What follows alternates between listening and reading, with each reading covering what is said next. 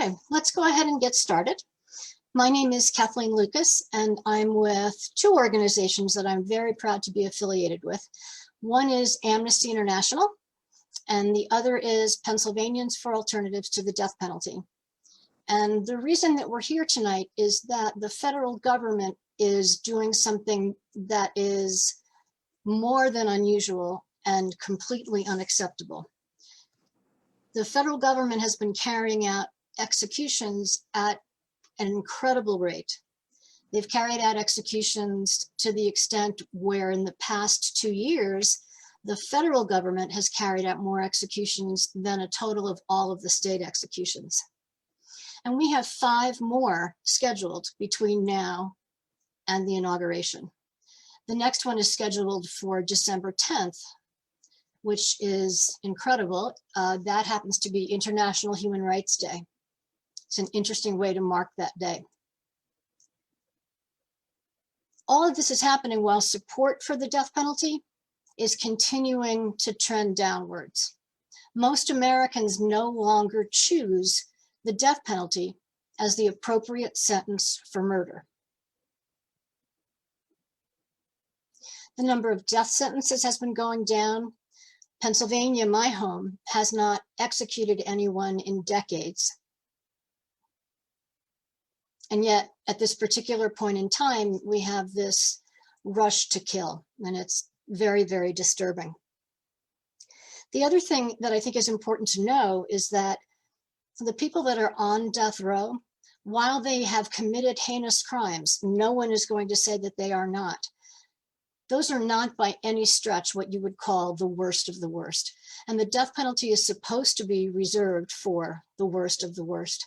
Instead, what we find is that the people that are on death row are people that are the most vulnerable. They're throwaway people. And that's how they end up there. Those are not, it's more to do with your background than it has to do with what you did. And America is better than that. We're better than that. And we must do better than that. With me tonight, I have a few of my dear friends. First, Marshall Dayan. Marshall is on the board of directors at Pennsylvanians for Alternatives to the Death Penalty. He's also an attorney that handles death penalty cases, and I can let him explain to you a little more about the details. And then we have Marc Bookman, and Marc is the head of the Atlantic Center for Capital Representation. And he has lots of experience with the Pennsylvania death penalty system, as well as consulting on cases across the country. And then finally, we have Senator Street. And I assume that folks know him, but if you don't, Senator Sharif Street represents part of Philadelphia and part of the area outside of Philadelphia. And he's going to talk about what's happening here in Pennsylvania and how we can go ahead and get rid of the death penalty here once and for all. If you have questions, and I hope that you will, if you could put them in the chat, that would be great. I'll do my best to try to keep up with those. What we'll be doing is we'll have Marshall speak for a few minutes about his personal experience. We'll have Marc speak, and then we will end with Senator Street. And then if there are questions, we'll take them at the end. Okay, good to go? All right, terrific. Marshall, I'm going to, no, am I handing it? Yes, sorry. I lost my mind for a second. I'm better now. Marshall, you're on. Good evening, everyone, and thanks for being here. I wish we didn't have to be here tonight. It's disgusting to me that our federal government is at a rapid rate, at really at an incredible rate, executing people in a way that it hasn't in 70 years. In addition to that, just recently, the Justice Department has moved to modify its regulations so that it can have access to executing people by other methods other than lethal injection. For a long time, we thought that lethal injection was the most humane way to execute people. It turns out that lethal injection is not any more humane a manner or method of execution than prior methods of execution, like the gas chamber or the electric chair, all of which are incredibly torturous, as is lethal injection. But it's become difficult for states and the federal government to get the drugs necessary to carry out lethal injection executions, because drug manufacturers really want their products to be used for ameliorating pain and for helping people. And they don't want their products to be used for killing people. And as a result, most of the drug manufacturers that manufacture the drugs that are necessary for lethal injections have said they will not sell those drugs to departments of correction for use as a killing instrument. They don't want to be associated with that. They want to be associated with helping people, with healing people, with ameliorating pain. So it's become increasingly difficult for states and for the federal government to obtain the drugs necessary to carry out lethal injections, and to make sure that the government doesn't have anything get in its way. The United States Department of Justice has modified its regulations to allow executions to take place using other methods, as I say, including things like the electric chair, gas chamber, and firing squad.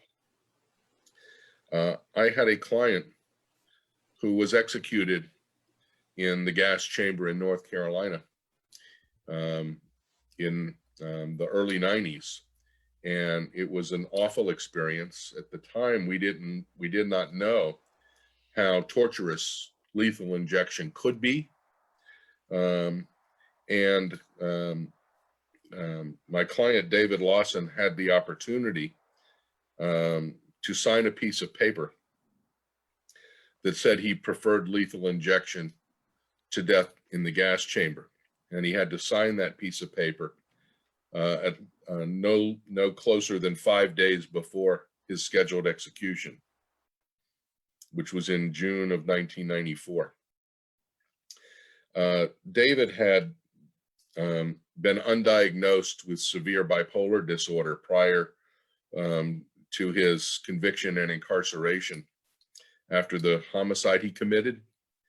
And at his trial, asked the jury to kill him. Said, if you think I did this, then go ahead and give me the death penalty. And the jury obliged him. During the course of his incarceration, he figured out how he could have a meaningful life, even while serving in prison for the rest of his life, however long that was, because he got treated for his bipolar disorder and became really quite a different person, quite a different human being, and asked me to help him to publicize how important it is for people who suffer from bipolar disorder to get diagnosis and treatment, because he hoped that by publicizing what happened to him, that it might convince others who were undiagnosed but might recognize their symptoms to seek help. And he was trying desperately in the last years of his life to try and do some good with what time he had left, to make up for the horrible injury that he had committed by taking the life of another human being. So we did that fairly effectively. He said to me once, he said, well, do you know any reporters who might be interested in talking to me?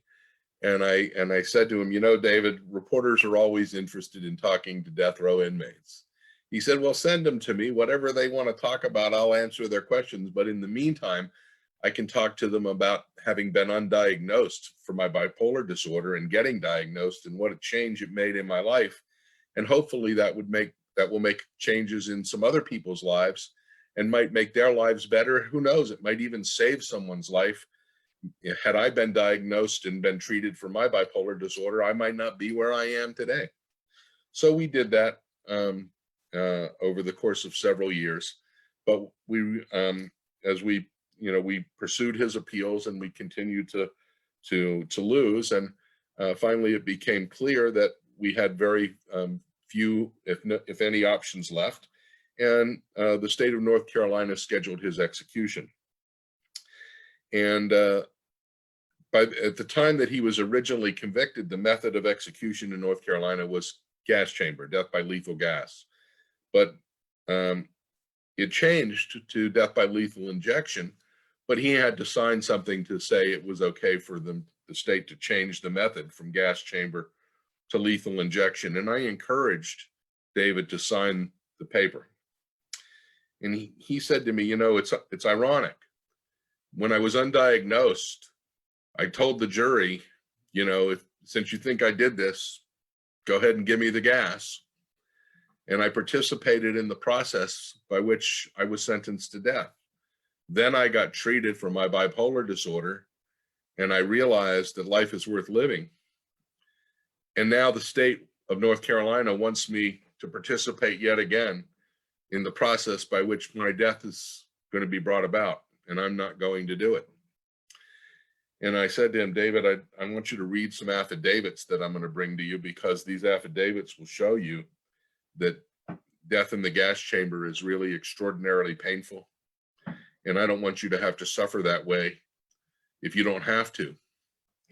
And I took him about 25 affidavits of people who had witnessed death by lethal gas. And I went back to see him the next day, and he said, I read all those affidavits and you kept me up all night, but I really don't want to participate again in the process by which my death is brought about. And, you know, the state will just have to do what the state's going to do, but I'm not signing anything. So, you know, we knew that he was going to be executed by lethal gas. And I spent much of the day with him on the day of his execution. And at about 9 o'clock at night, the prison ordered me out of the prison. They said they had to prep him for his execution, but that I could come back in to witness it. Now, you know, that was not something I really wanted to do, but I thought it was really important for someone to be there that he could look at through the glass, who didn't hate him, who loved him. I wanted him to be able to meet eyes with someone who wasn't there gleeful at the idea that the state was about to kill him. And so I was there for him, even though it wasn't somewhere that I really wanted to be.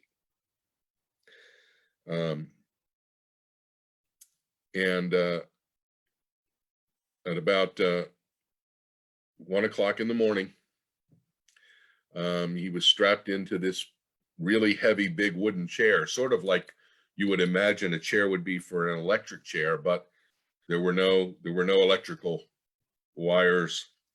It was just this big chair, and it had straps, and his legs were strapped, 2 straps on each leg. His legs were strapped down. His arms were strapped down. His head was strapped back to the back of the chair. And a pellet of cyanide was dropped into a bucket of ammonia underneath this chair. And when the pellet was dropped into this bucket of ammonia, a big cloud of gas came up from underneath the chair. And I could see David take a deep breath, and I watched his face turn just bright red. And he convulsed really violently, and one of the straps on his leg broke as his convulsions in his legs were really severe. And he gathered himself and he cried out very loudly, "I am human." And then he took another breath, and I could just see all of the color drain out of his face, and his nose began to run. And again, he convulsed severely, but he gathered himself and he cried out again, "I am human." And this continued for several minutes until he couldn't say that whole sentence, those 3 words, I am human. So he just said human. And then about 7 minutes in, he could only say Hume. And about 11 minutes in, all he could do was grunt to let us know that he was still alive.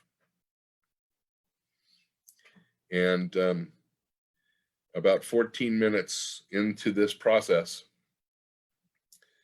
he stopped saying anything. And 5 minutes later, he was declared dead by the state of North Carolina. It took 19 minutes for the state of North Carolina to execute David Lawson. And it was perhaps the most awful thing I've ever seen in my life. And, you know, as someone who has represented people who were charged with or convicted of capital crimes for more than 30 years, I've seen an awful lot of gruesome photographs, crime scene photographs, autopsy photographs, but I've seen nothing really that was as horrible as watching someone intentionally be killed. And it was just an awful, terrible thing to see. And that's what the federal government now is trying to bring back. You know, almost every state, in fact, every state has gone away from the electric chair or the gas chamber or lethal injection as its primary method, or firing squad as its primary method of execution. In every state in the country, the primary method of execution is now lethal injection because it was designed to be more humane. As it turns out, it isn't always more humane, but it was certainly designed to be that way. But the federal government is so concerned about making sure that in this last 5 weeks of the current administration, that they can carry out these executions, that they have modified their regulations to allow methods of execution other than simply lethal injection, just to make sure they can get these executions in before the inauguration of a new president and the beginning of a new administration. It's a really awful thing. And, you know, in a democratic society, all of us have responsibility for what our government does. And so I'm thankful to all of you for being here tonight, because this is our way of saying, not in our names. We don't find this acceptable for a civilized society, and we want it to stop. And I'm glad to answer questions later. Thank you all for having me. Thank you, Marshall. Now we're going to Marc Bookman, who will talk about his experiences.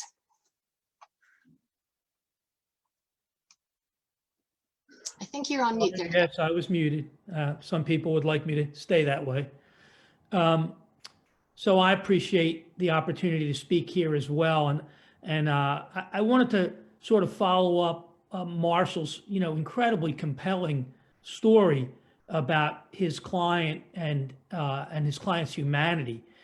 But I'm gonna put a different spin on this. I don't think that you folks would want to hear all of us speak about the same thing. I'm going to talk about humans also, but I'm going to talk about humans involved in the death penalty process and why that's really, human frailty is really the problem with the death penalty. Not only are we executing human beings, but other human beings are involved in that process, much to our detriment. As Marshall said, not in our names. This is in our names.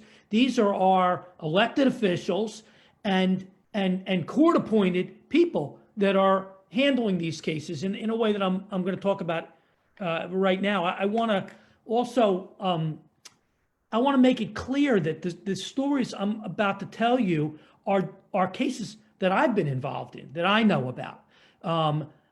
Imagine the breadth of the cases that we're not involved in. In other words, this is the stories I'm going to tell you, which I think are pretty outrageous, are a tiny sliver of the cases across the country that these mistakes and errors make, either maliciously or casually.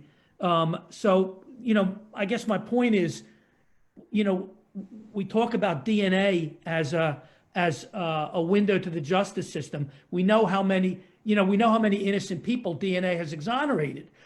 What we don't know are how many innocent people could not be exonerated because DNA doesn't exist, right? So DNA is just a small window into our justice system, in the same way that these cases are a very, very small window into a mass culture of mistakes and accidents. So I'll start with I'll tell a few stories quickly.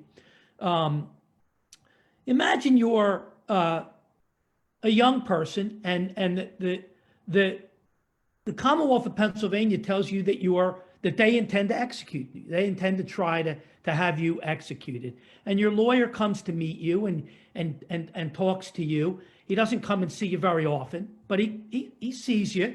And for 2 years, you think that you might get executed by the Commonwealth of Pennsylvania.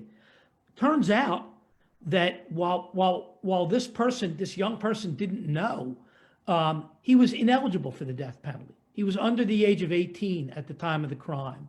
And his lawyer did not figure it out, did not do the math to understand that this person was not eligible for death. So for 2 years, he sits in prison thinking he's going to get executed by the state, not knowing that he's not even eligible for it. So the defense attorney, when I was growing up, I was a regular reader of the Philadelphia Inquirer, like many of you probably were also.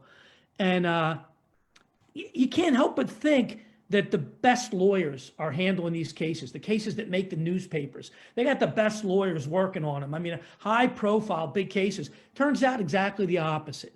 Turns out that many of our worst lawyers are handling these cases. So here you've got a defense attorney who hasn't even figured out that his client's not eligible for death, while this kid sits in prison for 2 years thinking he might get executed.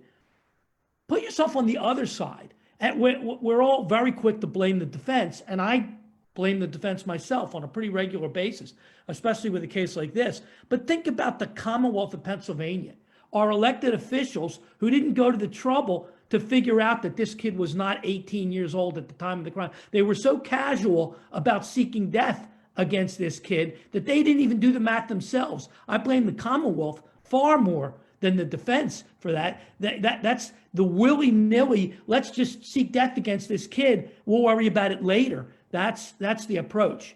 So I'll move on to my next kind of gallery of horror stories, basically, which is what I think is my presentation tonight. A client was convicted of the crime of murder, and his lawyer, he has two lawyers. His second lawyer gets in front of the jury, and the second lawyer fancies himself a biblical expert. Whether he is a biblical expert, we can leave to another day, but he thought he was. And so he decided to explain to the jury that was making a decision on life or death that when we refer to an eye for an eye, that's in the Bible, that's for a man who killed a pregnant woman. That only applies when a man kills a pregnant woman, the phrase an eye for an eye. Well, he didn't either he didn't know or he didn't remember that his client had been convicted of killing a pregnant woman. So of course the jury gave him a death sentence. He actually argued on behalf of his client getting a death sentence because he was so, I don't know, busy, confused, ill, whatever it was. He didn't even remember to change his closing speech based on what his client had been convicted of doing. I mean, you couldn't write a script like, actually we say in the Trump years, you couldn't make this up. I think some of these stories are like that. Who would think that that a lawyer would get up and actually argue on behalf of his client getting a death sentence? I'll tell you the story of Kareem Johnson. He went to death row for a very bad crime. The evidence against him was quite strong.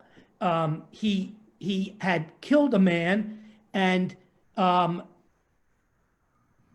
blood from the man's head had gone onto the hat that Mr. Johnson was wearing. And Mr. Johnson ran away from the scene of the crime, left his hat at the scene of the crime. There was some DNA from Mr. Johnson, also DNA from some other people, and the blood from the victim. So that's a strong case. His hat had the blood from the victim and DNA. He went to death row for 9 years, but it turned out that it wasn't the victim's blood on the hat. It wasn't any blood at all. There was no blood on the hat. There was blood on another hat, the hat that the victim was actually wearing, not the hat that was left at the scene of the crime. So for 9 years, Mr. Johnson was on death row based on totally wrong evidence. But you have to put yourself in that courtroom at the time, because the defense, the DNA report was actually accurate. There was no deception in the DNA report. The defense attorneys hadn't looked at the DNA report. They hadn't actually taken the time to compare the numbers to see whether this was in fact a hat or it was another hat. That's bad enough. But think about the Commonwealth of Pennsylvania, who has the DNA report.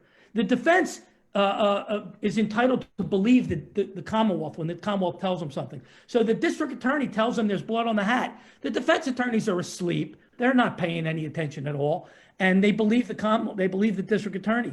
How about the district attorney that doesn't look at his own DNA report to know that it's a different hat?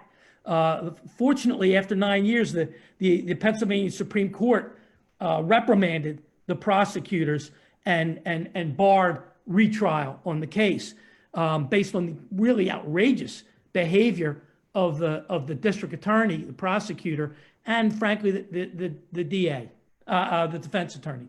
I want to tell one final story, and then we'll move on to Senator Street and maybe some relief for these disasters. I want to tell the story of Terry Williams. He had two cases. Terry Williams came as close to execution as anyone in Pennsylvania since the 90s. He was really within almost hours of execution. He had two murder cases, and I'll tell you briefly about both of them. The one that sent him to death row was the execution of a middle-aged man, but the prosecutor kept something from the jury. He kept from the jury that the middle-aged man had been abusing Terry Williams sexually since he was 13 years old. Didn't tell him. So he presented, the prosecutor presented the case as if Terry Williams had violently and for no reason at all killed this man who actually was his abuser since he was only 18 at the time of the crime. He'd been abused by this man since he was 13. So that was kept from the jury. There was a second murder case that Terry Williams was involved in as well. He claimed self-defense. He claimed that his face had been slashed by the victim, and then he responded. This is when he was 17 years old. So the defense attorney had a medical record indicating that a slashing of the face, just like Terry had said, but it didn't have any identifying information on it. So the district attorney said that it was all fraud, that it was just made up. It was fake news, to use the proper phrase now. That in fact, it didn't say that it was Terry Williams's medical record. How do we know it's Terry Williams's medical record? We don't know anything about it. Terry Williams was convicted. Well, 35 years later, we look in the district attorney's file. Sure enough, she has the whole medical record, including the fact that it's Terry Williams's name on the medical record. So she lied to the court and said that it was all made up. It was fake news. But she had the actual medical record in her file, didn't tell her anything about it, didn't tell the court anything about it. So this is just a handful of cases that I was involved in. Like I said, imagine the panoply of cases across the country with these kinds of errors.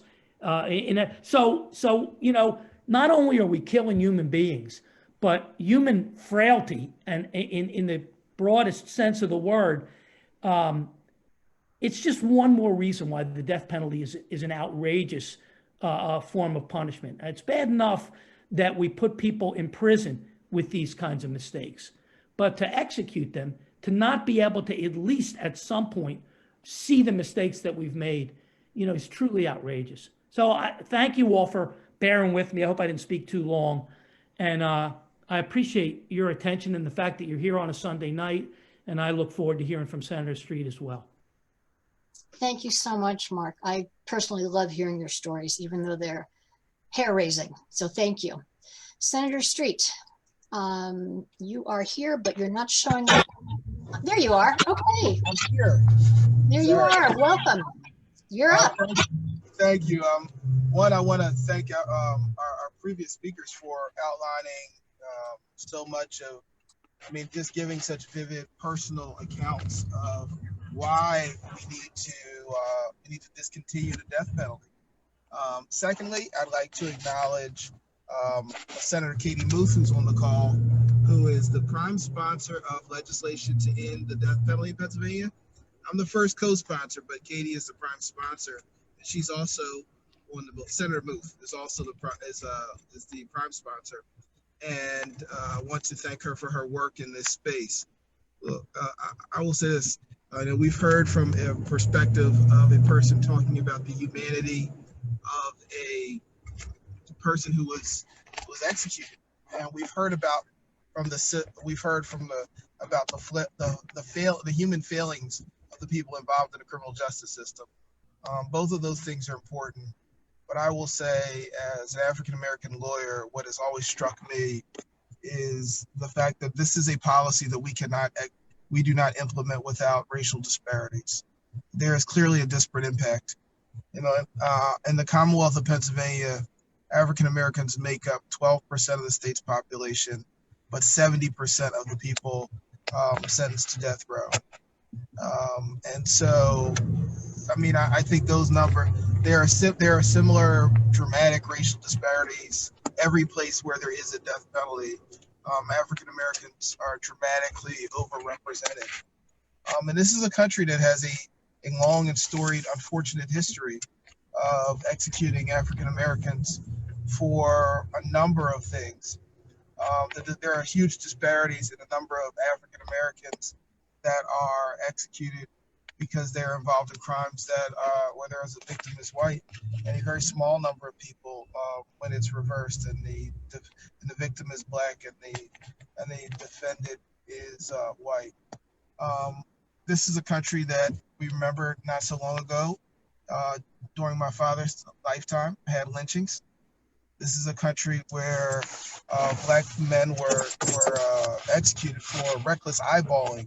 If you go back to Emmett Till, who was accused of recklessly looking at a white woman.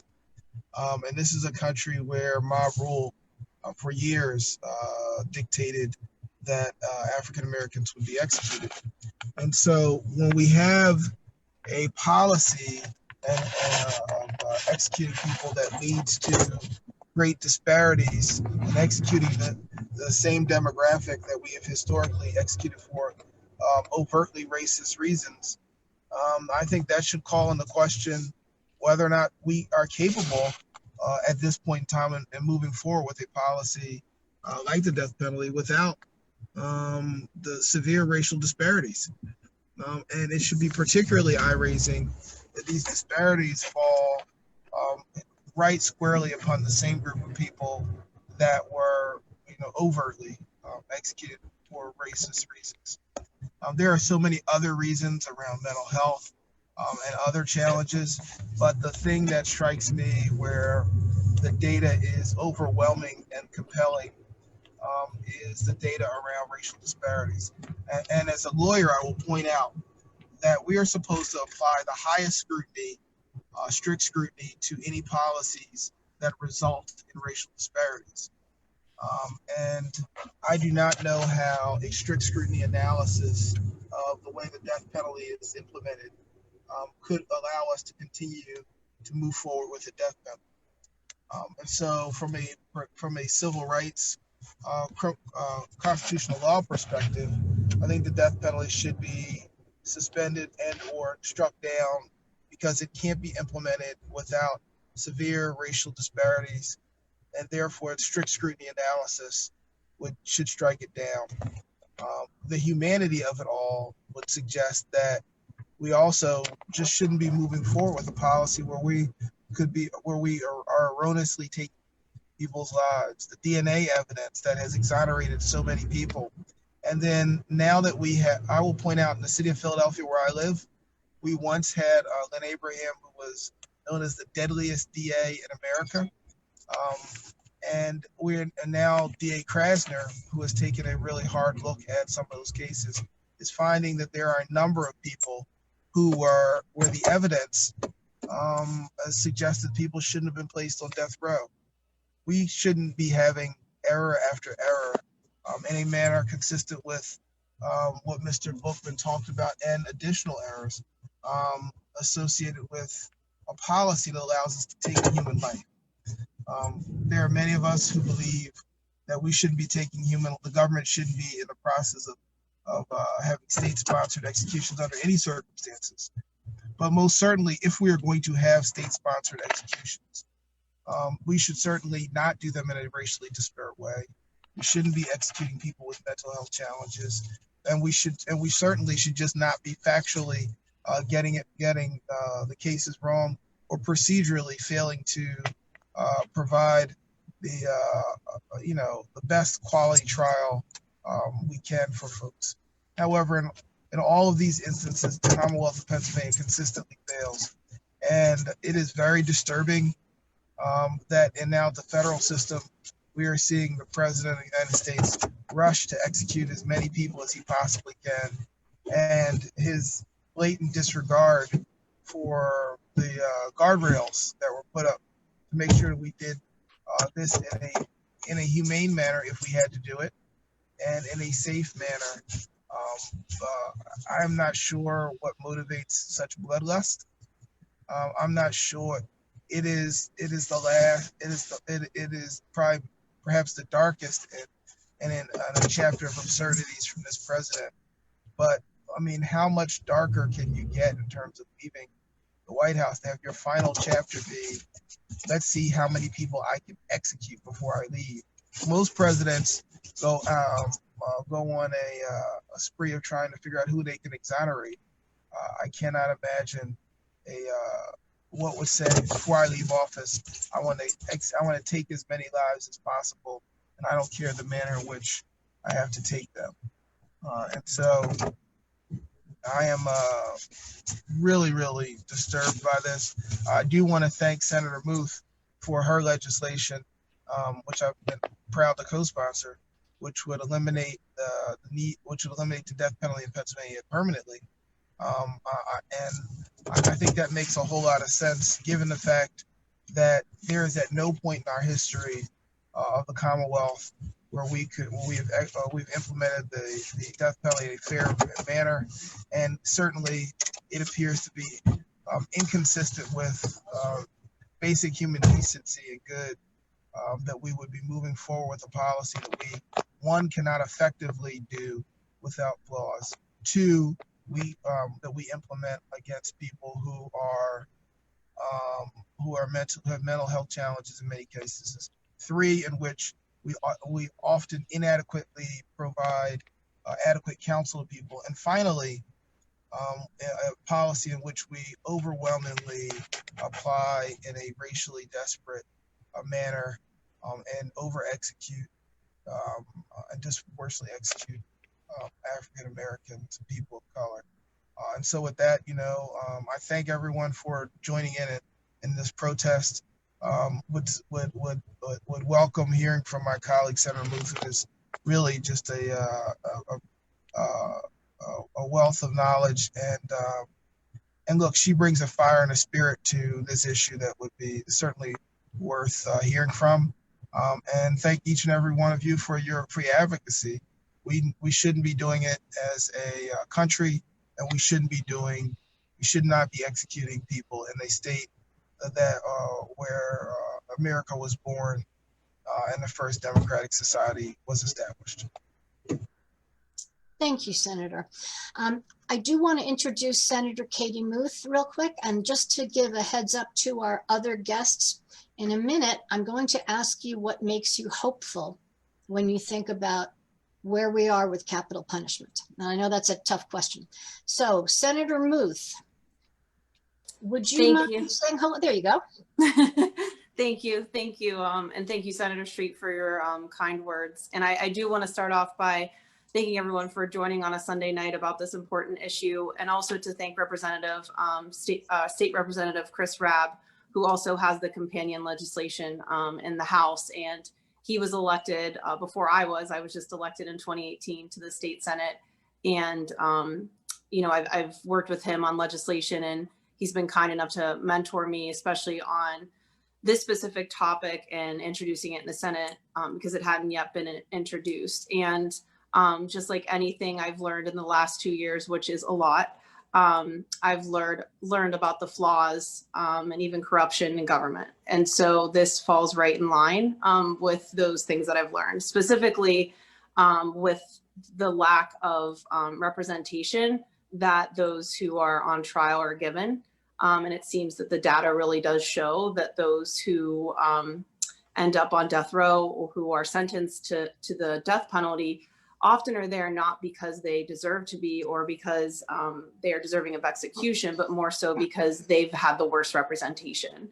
And so, back, I believe it was 2015, Governor Wolf put a moratorium on, executions in Pennsylvania because he called the system flawed. And while it's great to have that moratorium, we needed it in statute to eliminate it in Pennsylvania's law, and arguably, certainly federally as well, for a multitude of reasons. And, this for some is a controversial topic.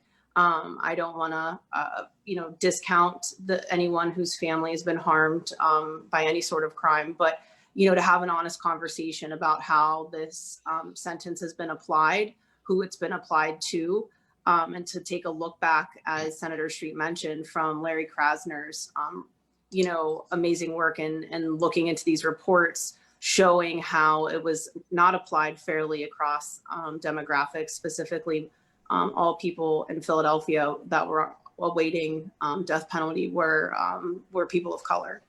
And also then to go and see that many of our convictions were overturned. And that is really what makes it unconstitutional. We're not applying the actual laws written now correctly.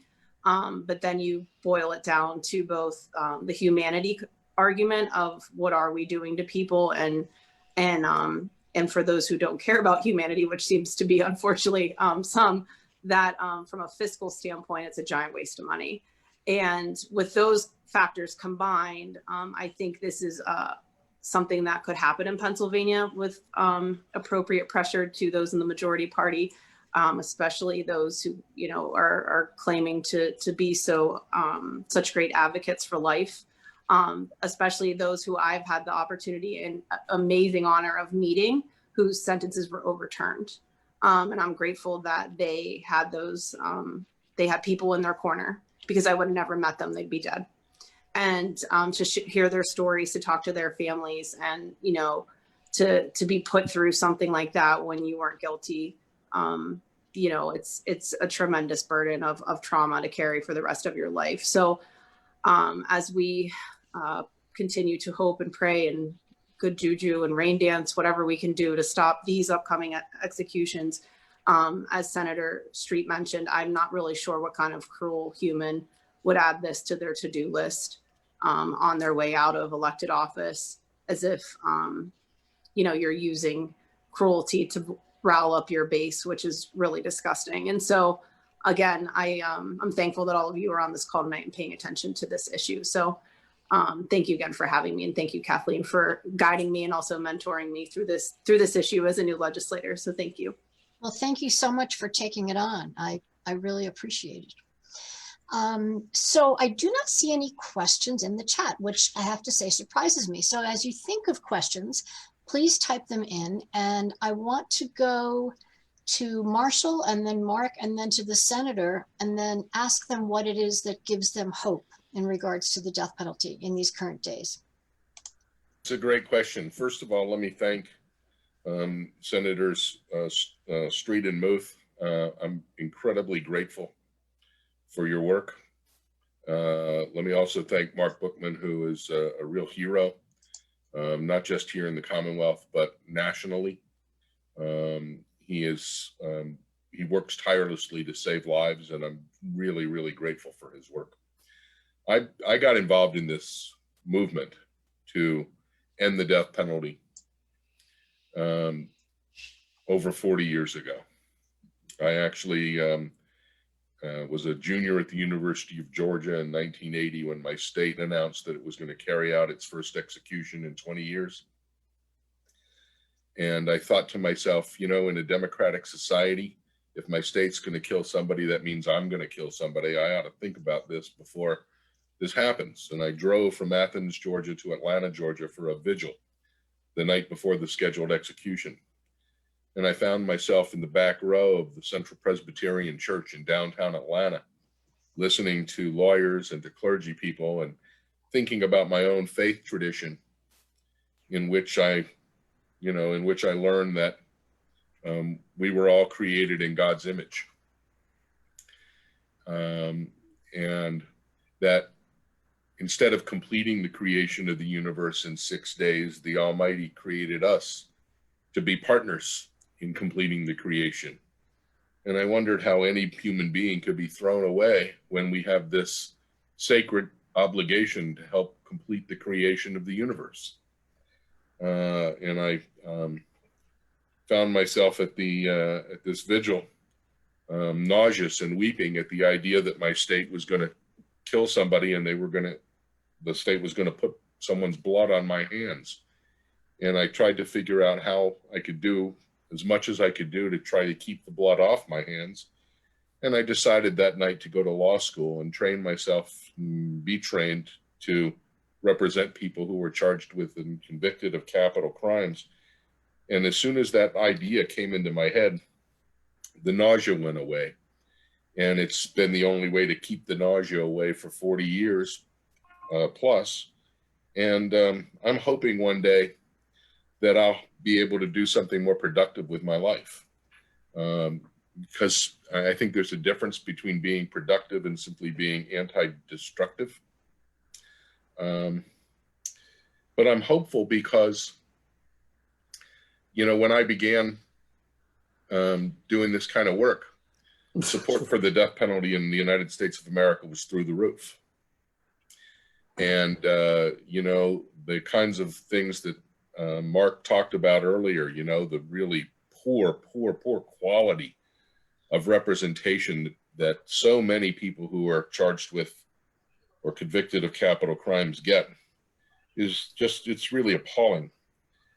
What's more, you know, Mark also talked about the fact that sometimes prosecutors don't play fair, you know, in an adversarial system of justice, everybody wants to win. And so winning becomes more important than doing justice, even though prosecutors are obliged to do justice, not just to win.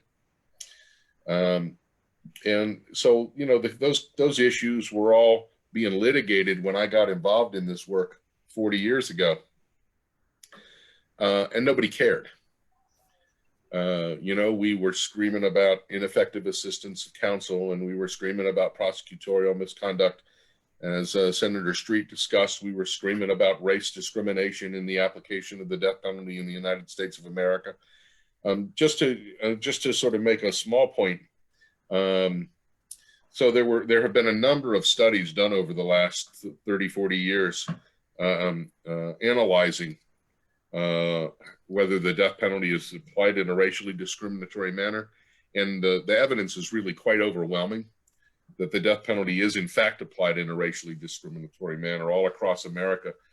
Although interestingly, in most places, it was based on the race of the victim and less on the race of the defendant. If you kill a white person in America, you're 3.5 times more likely to get sentenced to death than if you kill a person of color in the United States. And so it's clear that we as a society value white life a lot more than we value the lives of people of color. There were only 2 jurisdictions, the people who were doing these studies found, there were only 2 jurisdictions in the country in which there was actually a correlation between the race of the defendant and the imposition of the death penalty. And one of those 2 jurisdictions was Philadelphia, Pennsylvania. So we have a long history here in Pennsylvania of the death penalty not simply being racially discriminatory in the same way it is all across the rest of the country, but it's historically been even more racially discriminatory here in Pennsylvania than anywhere else, except the other jurisdiction besides Philadelphia was Houston, Texas. But in the 1990s, you know, this a nascent movement began at Cardozo Law School to try and assist people who had been wrongly convicted in the criminal justice system in the United States of America, and at Northwestern Law School. And at Cardozo and Northwestern, there grew up these things called innocence projects. At Northwestern, it was run both out of the law school and the journalism school. And slowly but surely, we began to realize as a society that our criminal justice system is really badly flawed, and it errs a lot more than we thought it did. And so people began to ask, as more and more of these cases of innocence came to light, people began to ask, how is it possible that someone could be convicted of the worst crime known to our laws beyond a reasonable doubt and sentenced to death? How could that happen so frequently? I mean, we've had now since 1974 more than 170 people who have been exonerated from death rows across America. So people began to ask, how is it possible that people could be wrongly convicted and sentenced to death? And of course, the answers to that question is race discrimination and class discrimination and ineffective assistance of counsel and prosecutorial misconduct and all of the kinds of things that Mark talked about earlier. Those are the answers to how it is that innocent people get convicted. And I'm not here to tell you that all of my clients are innocent. They're not. But a lot more of them are innocent than we ever had reason to believe. We've executed slightly over 1,500 people since 1974, and as I told you, we've had 170 exonerations. So, you know, the rate of mistake is better than 10%, and that's pretty unbelievable. And it's something that we shouldn't tolerate as a society. I know I wouldn't get on an airplane if more than one in 10 went down in a fiery crash. I think I'd drive. And yet we're willing to accept an error rate of better than 10% when we're putting people to death as a result of this really flawed criminal justice system. So the fact that people now actually care that there's prosecutorial misconduct, there's ineffective assistance of counsel, that there's race discrimination in our criminal justice system, the very fact that, you know, national politicians have to talk about trying to reform our really broken criminal justice system, the fact that poll numbers show support for the death penalty at its lowest ebb in 50 years, that more people support life without parole and making restitution to victims' families than support the death penalty. Those are all reasons to be hopeful that I may be put out of work one day. And I really hope to be put out of work. I don't want to continue to represent people who were convicted of capital crimes. I'd actually like to do something else.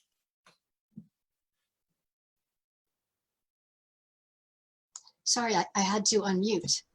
I hope you get to do something else too. I really am looking forward to when we get rid of the death penalty in Pennsylvania so that I can spend more time with my grandchildren. So I'm with you. Mark, how about you? What gives you hope? Yeah, well, first of all, I just want to pick up on what Marshall just said, and I really want to thank Senator Street and Senator Muth for taking this action. But I also want to kind of tell everybody on this call, I think that there's a tendency for all of us to look at other people and say, how can you believe this? How can you think this? This is a good idea based on everything that Marshall just said: race discrimination, bad lawyering, prosecutorial misconduct. But I want to tell everybody on this call, we are not martyrs.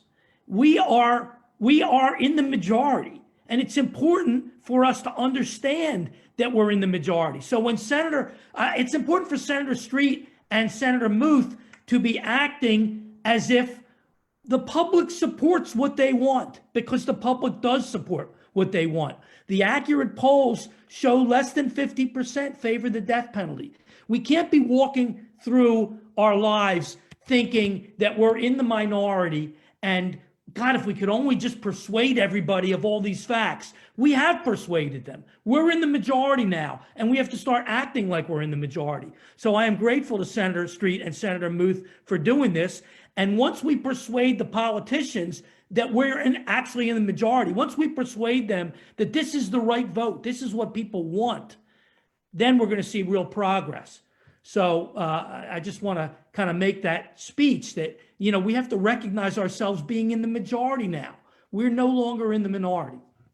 So what gives me hope, I just want to give a very quick history. In Philadelphia, the public defender didn't handle homicide cases. We started handling homicide cases in 1993 after a reporter named Rick Tolsky won a Pulitzer for embarrassing Philadelphia about the level of representation. The kind of stories that I was telling earlier, he did a whole series of newspaper stories about the horrible representation. And to make up for it, Philadelphia, after being embarrassed, gave the public defender's office 20% of the homicides, just randomly. So over the last almost 30 years, the public defender has not taken a single death sentence, while private court-appointed lawyers, underpaid, undertrained, under-resourced, have taken 85 or so. So you do the math, the public defender's office should have taken about 20 death sentences, but didn't take any. And here's the reason why. And it's not that I was in the unit. It's not that public defenders are fantastic lawyers doing incredible work. It's that public defenders are competent lawyers doing thorough work. And the lesson that we have to learn is that if we properly fund units to handle these cases, the death penalty has already declined dramatically. If we just fund units properly, we'll get very close to zero. Virginia, Georgia, North Carolina, even Mississippi, South Carolina, their death sentences have declined precipitously because they have statewide, properly funded teams of capitally trained lawyers. It doesn't take genius to do this. It just takes commitment and thoroughness, and you can almost always avoid a death sentence with that kind of lawyering. Not always, but almost always. So I am hopeful because we have now persuaded the majority that we're right about this issue, and we've seen declines that are not going to be reversed. So that's my answer to that question. Thank you. That's great. Senator Street, how about you? What makes you feel hopeful about this issue? Well, one thing that makes me feel hopeful is that Marc Bookman just said that we've got the majority of people on our side. It really is significant because politics ultimately, over time, comes to reflect the views of the majority. And while it doesn't always happen quickly, because there's a little bit of a lag in what legislators recognize to be the majority, and sometimes there's a lag in people getting elected who reflect the new views of society. I think the changing views on the death penalty do create encouragement. I'm encouraged because Senator Muth, pardon me, replaced a law and order, a Republican who called himself a law and order Republican, and who would have never supported banning the death penalty. In fact, he actually, in his last term, was willing to support a tool because he thought the people in his district supported it that was known to be racist as a member of the Sentencing Commission. And instead, we have now a member who is advocating for ending and has introduced legislation in the death penalty. I'm encouraged because we have more and more colleagues on both sides of the aisle who recognize the need for criminal justice reform. And although attitudes are changed slowly, as Dr. Martin Luther King said, the arc of the universe bends towards justice. And while it's maybe long, it does bend towards justice. And so I believe that despite the aberration of Donald Trump and his heinous bloodlust, I would suggest that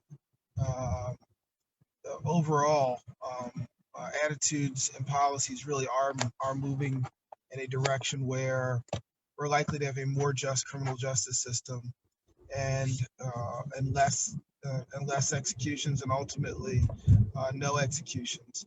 And even I came of age in politics during a time where Philadelphia had the deadliest DA in America, and we literally had the worst person in the country on these issues.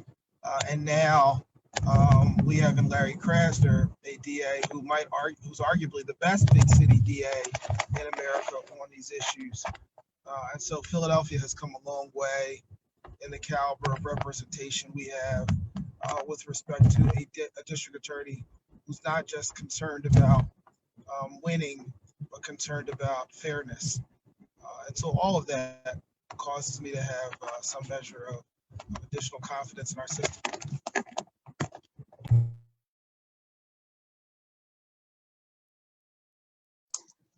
Sorry, I lost my cursor. Thank you. Thank you. So we did get a few questions in the chat. I'm going to start with the easiest one. What is the status of the bills in each chamber? I think I know, but I don't want to guess. Well, all the legislation has to be reintroduced because we're starting a new session. And so the bill, I believe, will be introduced by Senator Muth. I'll co-sponsor again. Others will co-sponsor because it's the beginning of a session where in December we become, the General Assembly technically turns over on December 1, although we will not vote on any new legislation until January at the earliest. So right now it's in all bills, this bill and all bills are in the process of being reintroduced and will not be available. And there will be no opportunity for bills to be voted on until January at the earliest. Okay, thank you.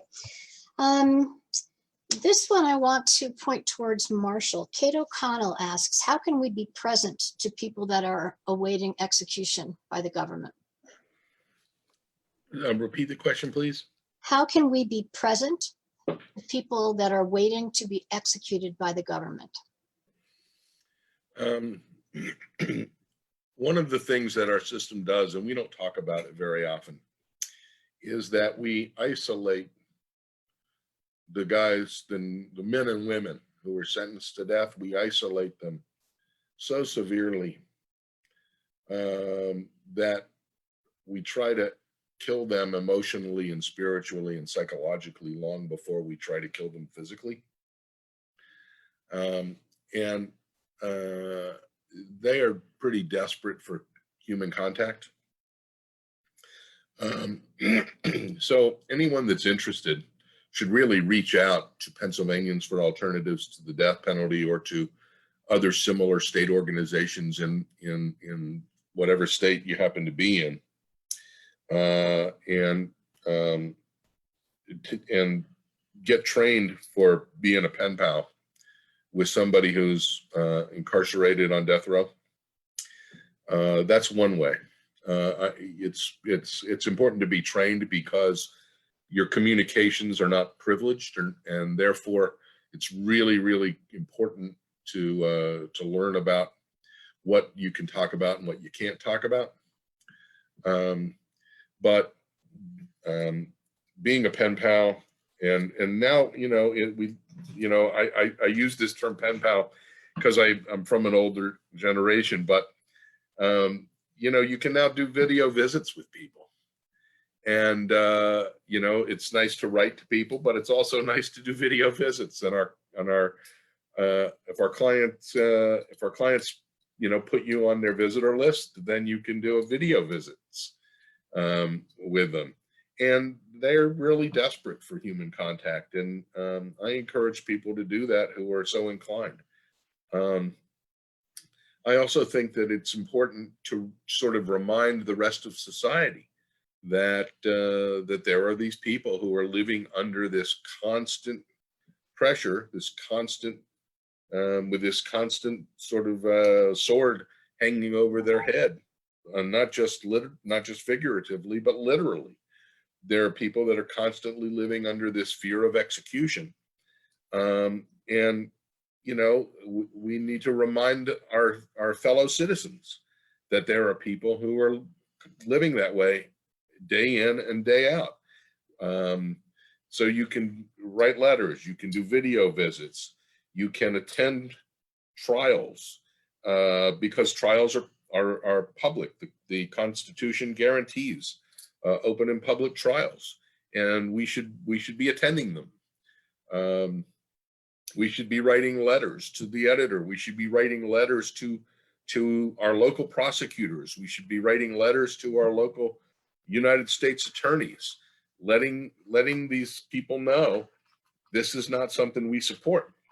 There are other ways of dealing with violent crime besides using the death penalty, and the way to make it stop is to make sure that the people who are in positions of power know that in this society, this democratic republic of ours, this is not what we want. And telling our legislators that is important, but so is telling our prosecutors that. God bless Larry Krasner in Philadelphia, but we don't have Larry Krasners in every prosecutorial district in Pennsylvania. We've got people who think that the death penalty is an appropriate way of dealing with violence in our society. And there's an old bumper sticker from a long time ago. Why do we kill people who kill people? To show that killing people is wrong. I've never gotten a reasonably good answer to that question. So the answer to the question is, we can be present by being present, whether it's being a pen pal or you start off by writing somebody, and over the course of the correspondence, you ask them if they'd like to have a visit, and that can be a video visit. Most prisons aren't even doing live visits right now, and who would want to make a live visit during this pandemic? But we can do video visits, and being present can be done by engaging in that kind of visitation process. That's my best answer. There may be others. I think that's a great answer. I want to just say something about some of the folks that are on death row have some serious mental illness. And I really feel for their families, because what happens is the families would like to stay connected and their loved one is really not in touch with reality. And that, I think, just makes it incredibly, incredibly difficult. And those are folks that really appreciate pen pals. I'm talking about the person that is actually on death row, because they have some contact with someone else. And I think that's really, really helpful. So I see that we had 2 questions about cost. One is, what's the difference in cost between life without parole and the death penalty? And the other is, Senator Muth mentioned cost, and And could you expand a little bit on that and how to use that argument successfully? Senator Muth had to leave us. So Mark, could you just talk a little bit about cost? Thank you. Sorry about that. Yeah, I'd be happy to talk about it. I want to talk about it from two different sides.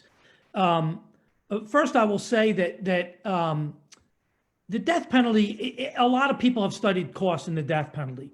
And, it's a little, the answer is a little counterintuitive. You would think that the cost of the death penalty would be way cheaper, right? But it turns out not to be the case at all. Death penalty trials are longer, they're more expensive. The appeals are longer, they're more thorough, mainly because we make so many mistakes in this practice. So a lot of studies have shown that the death penalty is 2 or 3 times more expensive than life without parole. I also want to give this an answer from the other side of the coin. I said that the public defender started this work in Philadelphia in 1993. I just as coincidence would have it, I wanted to mention the very first person I met in our death penalty community in 1993 was in fact Marshal Dayan, my good friend, and we're very lucky to have him here. He's been doing this work forever. And just ironically, he was the first person I ran into in the national community. Anyway, so we started in 1993. The Rand Corporation decided they wanted to see whether lawyering made a difference in these cases. And so Philadelphia was seen as a petri dish because we were getting 1 out of every 5 cases randomly, and court-appointed lawyers were getting the other 4 out of 5. I had already mentioned this earlier in this presentation. So they decided to compare the results.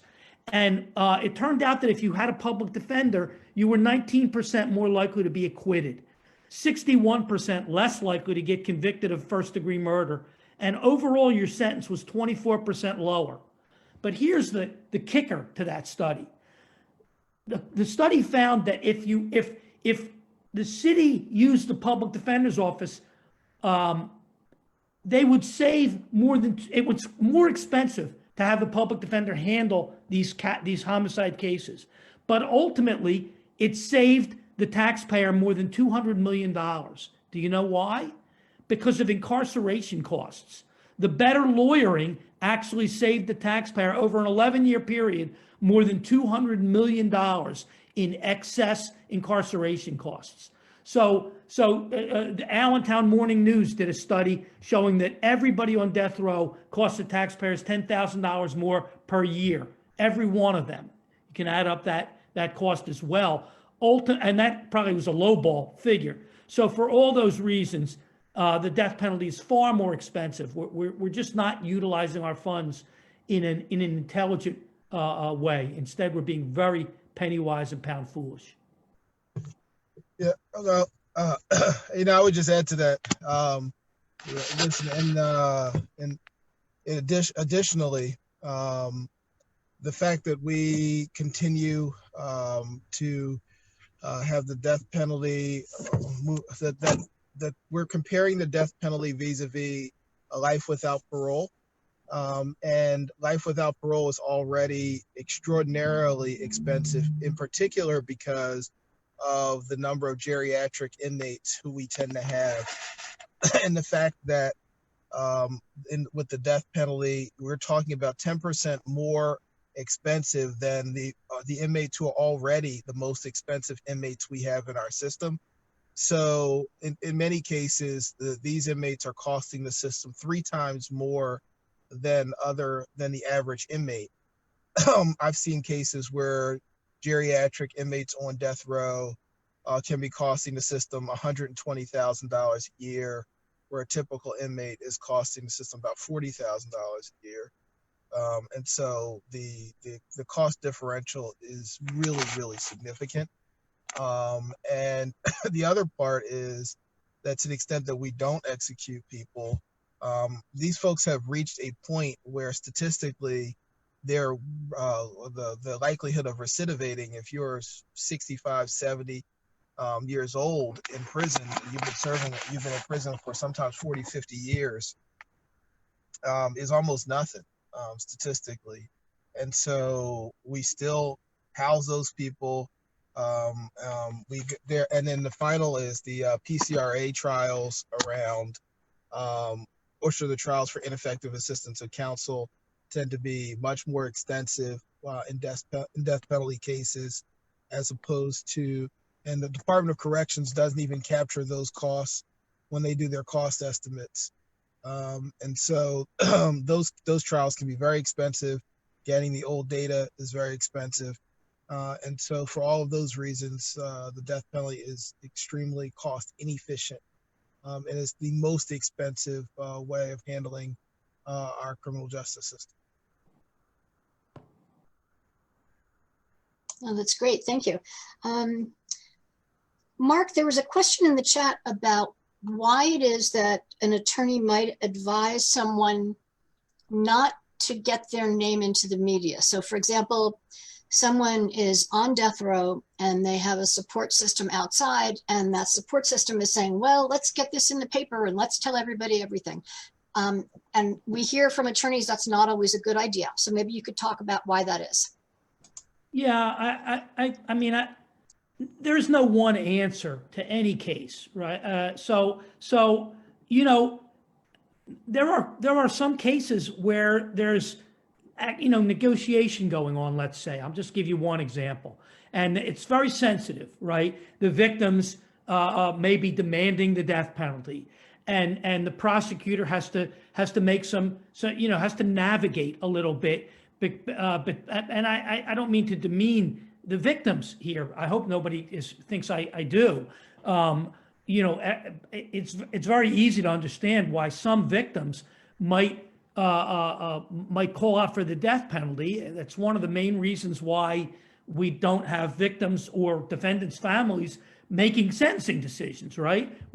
But so I understand why the victims may be calling out for the death penalty. At the same time, a good prosecutor, a Larry Krasner, or many other prosecutors who are out there that maybe aren't as outspoken as Mr. Krasner, but are have a human understanding of the death penalty and the problems of it. They may be trying to resolve these cases, and putting a case on the front page and highlighting it and getting everybody on both sides worked up about it, that may not be such a good idea.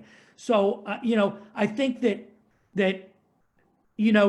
I wish I could say that all lawyers handling these cases are good. Obviously, you know that I don't think that. But if good lawyers are giving that advice, that it's not the best time to be bringing these cases to the attention of the media, then I think you have to trust those attorneys. Many times, highlighting the unfairness and the race discrimination and everything else we've talked about, many times that's the right thing to do. But there are certainly a number of cases where it may just not be the best tactical thing to do. If I could just add, in my experience, I've been contacted by family members or support groups of people that are on death row, and they want to make noise about a case, and they'll say that the attorney has advised against it. And we never talk about a case unless counsel agrees that that's a good idea. I think it's, again, not a lawyer here, but I think it's really easy to muck things up. I don't want attorneys operating on my brain, and I don't want brain surgeons practicing law. I think we need to just be really careful about that. So I just thought I'd throw that in. Why has there been a change in Philly to the point where we ended up with Larry Krasner as the DA, as opposed to having the deadliest DA in the years past?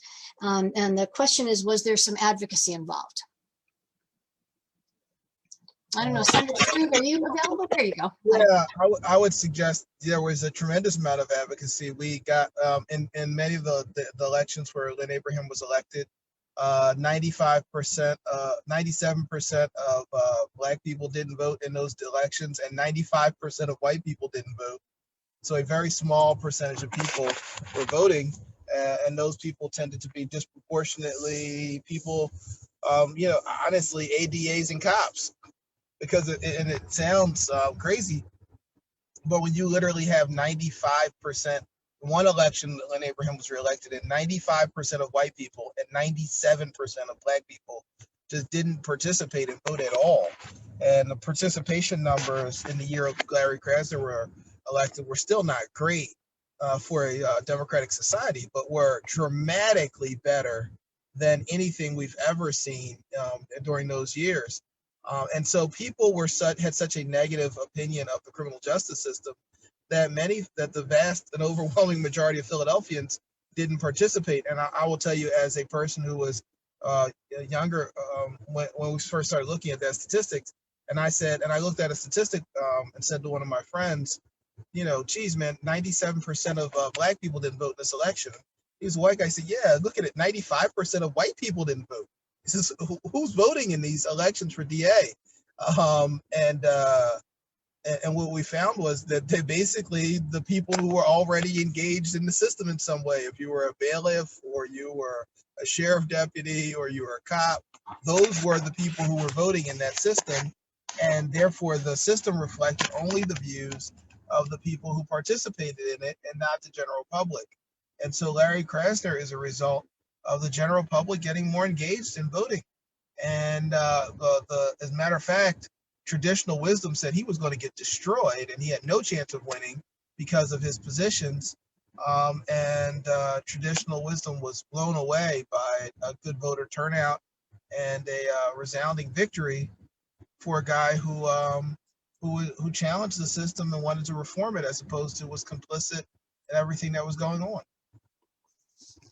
I think Philadelphia is a good case in point, and there are jurisdictions all over the country where DAs are being elected who are progressive and are against the death penalty. And we're seeing that with prosecutors, we're seeing that with judges as well. And I think that's very heartening. I expect that that will continue. I think we don't focus enough on district attorneys, especially in Pennsylvania, where we elect them. They have the ultimate decision-making authority on whether or not to seek the death penalty. And I've had conversations with several DAs. And the answer, when I say, so what was your decision-making process? And they say, well, I was following the law. I have to seek the death penalty. And that's garbage. Mark, you're nodding. Say words. You're on mute. Shoot. We really got to fix this mute issue. Yeah, I couldn't agree more about, when they say something like that, it's just a lie. But again, I think what Senator Street said, is really important here. The Democratic platform is for abolition of the death penalty. The president-elect is against the death penalty. We are in the majority, and when Krasner said, "I'm not interested in the death penalty," it's like I don't feel like setting money on fire. Was the phrase he used, I think. And so the public came out, voted. It just is reinforcing what I said a little while ago. We're in the majority. The sooner we start acting like it, the better we're going to be. And I think Krasner acted that way. Yeah. And then let's see, what can we do this week regarding the Trump executions? So I've put links to some petitions in the chat. There are also actions that are dealing with individual cases. The ones that I just put in the chat are dealing with sort of the issue broadly. And I'll put some more in that deal with individual cases. We had hoped to have a family member with us tonight, but the family members who have people that are in line to be executed by the federal government are actually out in Indiana having a rally this weekend. So they sent their gratitude for caring about the issue. So I wanted to let you know that. I put our Twitter handle in the chat, just for those of you that are Twitter people. We're at PADP_org. I know we have an Instagram account and I don't know how to use it, but our interns do. So that's a good thing. And we're also on Facebook, so you can find us there. Marshall, you're going to wrap us up, I think. And I just want to say personally, thank you all so much for coming. And Mark and Senator Street, thank you so much for being with us. So Marshall, it's all you. I want to thank everybody for being here. You know, as Mark said, you know, this is a Sunday night. We have other things to do, but this is important too, and I'm grateful. I'm grateful for all of you being with us. Pennsylvanians for Alternatives to the Death Penalty. As you can hear, as you've heard tonight, Pennsylvanians for Alternatives to the Death Penalty does important work. It does grassroots organizing all across the state. It does outreach to legislators all across the state. It does educational events, and we bring in speakers to talk about the death penalty, and all of this is really critically important work. And with 2020 being an election year, it's been awfully difficult to raise money for private nonprofit work, because it seems like everybody's dollars are going to political campaigns. And I got nothing against money going to political campaigns. I send money to political campaigns too. But I also ask that you think about donating to organizations like Pennsylvanians for Alternatives to the Death Penalty and the Atlantic Center for Capital Representation, Amnesty International, organizations that, you know, no matter who's in office,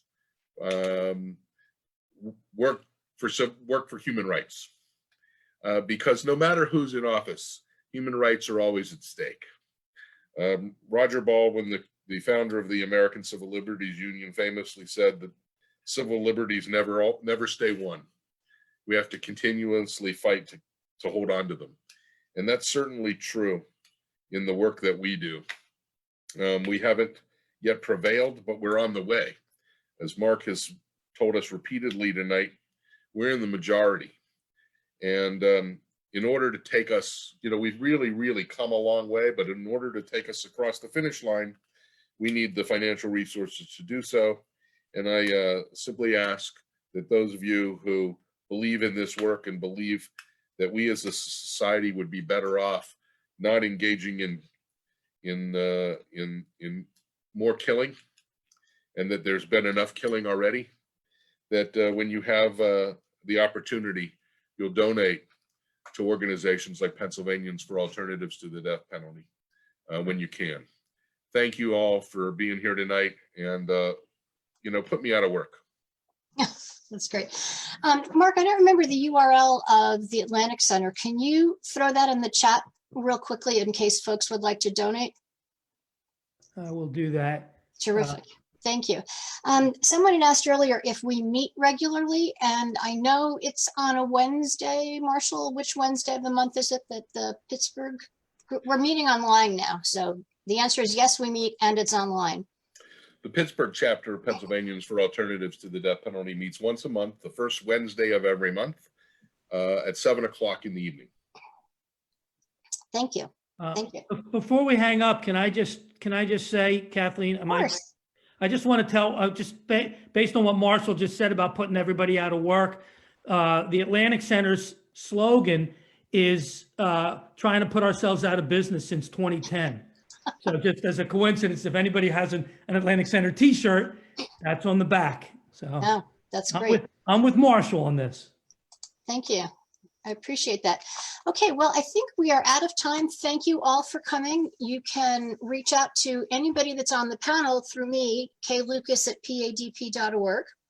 I'm happy to give you contact information for the other folks that have been speaking tonight. If you can, I would really encourage you to think about bringing a conversation like this to your community, whether it's your church, your school, a book club. We can support that by recommending things you can read, films you can screen. There's a lot of information that's out there. So again, thank you all, and I hope we'll see you again soon.